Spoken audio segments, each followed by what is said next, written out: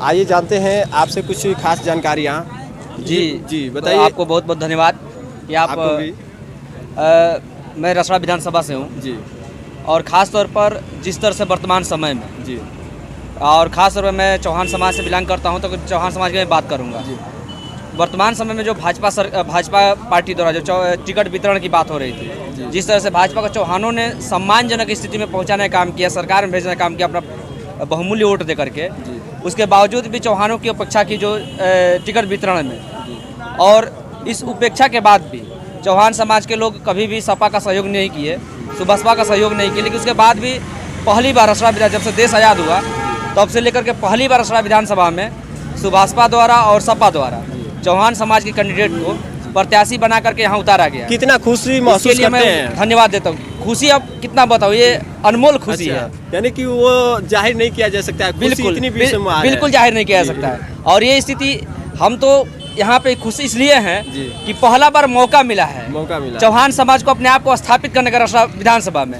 कि हम भी यहाँ जिंदा हैं। नहीं तो यहाँ पे कौन गिनता था चौहान समाज को, भाई कोई पहचानता नहीं था। पहली बार पहचान बनाने का मौका मिला है। तो ये हमारे लिए रणभूमि कहिए चाहे कर्म भूमि कहिए, अब करना है तो करना है। बिल्कुल बिल्कुल। और इसके लिए मैं दोनों राष्ट्रीय पार्टी के राष्ट्रीय अध्यक्षों का और जो चौहान समाज के लोग उसमें सक्रिय रहे टिकट की दावेदारी के लिए, उन सारे लोगों को मैं तहे दिल से धन्यवाद देता हूँ। रसड़ा विधानसभा की पूरी धरती की तरफ से धन्यवाद देता हूँ। और जो भी जो हमारे प्रत्याशी आ रहे हैं उनके साथ हम लोग तन मन धन से लगने काम करेंगे। कितना ये कारगर साबित होगा जो गरीब इसमें परिवार के लोग हैं, जिन्हें हक मारा जा रहा है, तमाम लोगों का समस्या है, उन पर आप लोगों का क्या मेन फोकस है, उद्देश्य है, उनके प्रति जरा बताइए। मेन उद्देश्य तो पहले बात यह है कि गरीब हमारे जो समाज के लोग हैं, पिछड़े हों, अति पिछड़े हों, अति दलित के समाज के लोग हैं, उनकी समस्या के लिए हमारे दोनों पार्टी के राष्ट्रीय अध्यक्ष दिन रात बोल रहे हैं। यदि सदन में बोलने की बात आती है तो ओम प्रकाश राजभर से ज़्यादा कोई पिछड़े के लिए नहीं बोला है। ये आप भी जानते होंगे भाई, सब सारे लोग जानते हैं।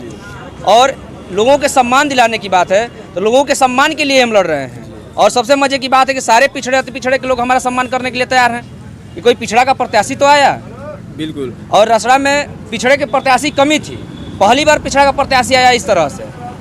और दूसरा चीज़ यह है कि अभी जो वर्तमान विधायक हैं, इनके द्वारा भी पिछड़े अति पिछड़ों का अपमान किया जाता है। जब उनके समाज की बात आती है, अपने समाज के लोगों को जिस स्तर पर पहुंचाते हैं वोट लेकर के, हमारा उस स्तर पे हमारे समाज के लोगों को नहीं पहुंचाते हैं। यानी कि देखा जाए तो तमाम जो पिछड़े ही वर्ग के लोग को तमाम समस्या खड़ी है, उनको देखते हुए एक ऐसा जो है मजबूती इकट्ठा किया जाना है इस समय, जो उनको एक अच्छा जो है वो सुधारा जा सके। अभी जो बीजेपी की सरकार में तमाम जो समस्या का वो सामना कर रहे हैं, उन पर जो है आप कितना जो है कारगर इतना साबित अपने पार्टियों द्वारा कराएंगे जिनमें उनके हर एक सक्षम हो सकेंगे। हर देखिए, जब 2017 में मैं 2017 में पढ़ाई छोड़ा हूँ LLB करके, उससे पहले जब हम लोग कॉलेज अटेंड करते थे तो पिछली सरकारें कितना भी जातिवादी सरकार थी, चाहे कुछ भी थी, लोग कहते हैं, ऑब्जेक्शन लगाते हैं उसके ऊपर, स्कॉलरशिप हम लोग को भरपूर मिलता था, एक बार भी घर से पैसा लेने की आवश्यकता नहीं पड़ती थी। लेकिन ये सरकार पिछड़े के नाम पे आई सरकार, और पिछड़ों का ही सबसे बड़ा जो कुठाराघात किया वो तो शिक्षा पे किया।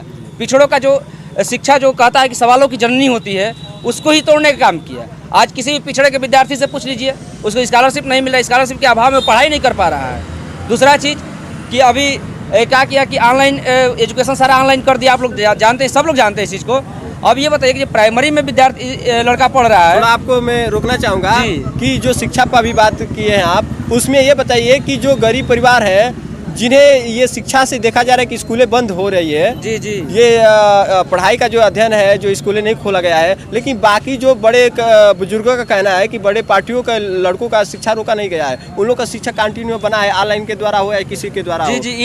ये हमारे बुजुर्गों का कहना सही है। इसलिए सही है भाई साहब कि प्राइमरी में उसी घर का लड़का जाता है पढ़ने जिस घर के लोगों के पास खाने के लिए राशन नहीं होता है, पहनने के लिए कपड़ा खरीदने के लिए पैसा नहीं होता, उसी का लड़का प्राइमरी में पढ़ना जाता है। ये बताइए, जिस आदमी के पास अपने स्वयं का कपड़ा खरीदने के लिए पैसा ना हो, अपने बेटे को किस तरह से वो 10,000 का मोबाइल खरीद के ऑनलाइन पढ़ने के लिए देगा। और अभी जो सारी जो मोबाइल नेटवर्क प्रोवाइड कराती है कंपनियाँ, उनके द्वारा जो शोषण किया जा रहा है। पहले रिचार्ज 99 रुपये का आता था, आज 300 रुपये का रिचार्ज हो गया महीने का। 199 का आता था, आज 300 रुपये का हो गया रिचार्ज। तो एक आंदोलन तो इन पे होना चाहिए। इस पे मजे की बात है कि हमें सरकारें चुप हैं। यानी कि हर क्षेत्रों से भी देखा जाए तो हर क्षेत्रों में तमाम चरम सीमा पे महंगाई पहुंच चुकी है। बिल्कुल, आप बिल्कुल ये सत्य की महंगाई चरम सीमा पर पहुंच गई। और उसी महंगाई की देन है कि आज भाजपा की सरकार गिरने जा रही है भाई साहब, और पूर्ण बहुमत से सरकार गठबंधन की बनने जा रही है। और एक चीज़ मैं और बता दूं कि सरसरा विधानसभा से हम लोग जो गठबंधन ने विश्वास करके महेंद्र चौहान को प्रत्याशी उतारा है, उसको बम्पर वोटों से सरसरा की धरती से जिता के भेजेंगे। सरसरा विधानसभा के अंदर चौहानों की बहुत काफ़ी संख्या है, लेकिन बीजेपी का सेवा करते कर उत्तर प्रदेश में चौहानों को कोई महत्व नहीं दिया। बीजेपी ठगने का काम किया। लेकिन इस समय लेकिन जो अवसर हमारे मिला है, माननीय ओम प्रकाश राजभर जी, माननीय ओम प्रकाश अखिलेश यादव ये दसरा में ऐसा चेहरा दिए चौहान को कि चौहानों का दिल उमंग हो गया। इसकी खुशी में हम लोग मिठाई अपने बांट रहे हैं, खा रहे हैं। क्या ये चौहानी परिवार में है या फिर और गरीब कुछ अदर भी कास्टों में ऐसा उमंग दिखाई दे रहा है? अदर कास्ट में भी। अच्छा, दसरा विधानसभा यानी कि देखा जाए तो चौहानी नहीं, सारे लोग छोटे इसी जो में भी हैं। परिवार हैं, छोटे और भी गरीब हैं, सब में ये उल्लास दिखाई दे रहा है। नहीं एकदम सारे एकदम दबे कुचले जितने हमारे यहाँ लोग हैं, सारे लोग के अंदर ये हौसला बुलंद हो गया है। चलिए, इतनी जानकारी हम आप लोग को अभी अवगत कराएं। ये रसड़ा विधान क्षेत्रों में उपस्थित थे और आप लोग को और भी इसके लेखा जोखा जो है आपके साथ प्रस्तुत करेंगे। आज के लिए बस धन्यवाद।